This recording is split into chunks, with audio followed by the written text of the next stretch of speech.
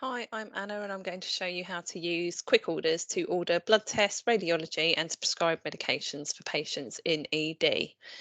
Once in the patient's record, navigate to the quick orders page and you can see that it's laid out in this way, which is fairly self-explanatory for lab requests and medications.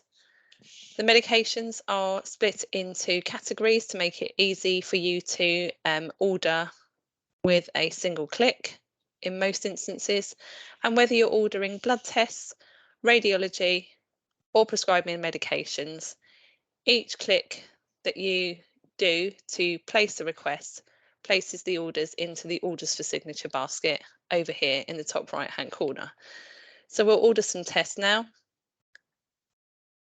Point of care, biochem, a chest x-ray,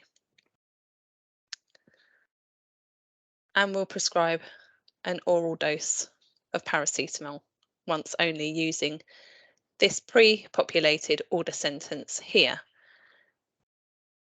Of course, if you can't see the order that you require face up, you can also search into the search bar here to place your requests in that way.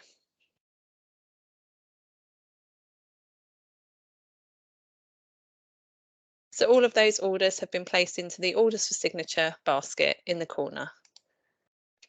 If we click there, we can see the test that we require. Selecting sign opens this verification page where further information is required for some of these tests in order for them to be fully ordered. The easiest way to do this is to click sign and it opens this information box here. Select first detail and complete the mandatory fields. Again, first detail. In this instance, it has opened the one for chest x-ray. Select your priority, the reason for exam, risks discussed with your patient, and again, your phone or bleep number so that the radiology department can contact you should more information be required. Select sign again.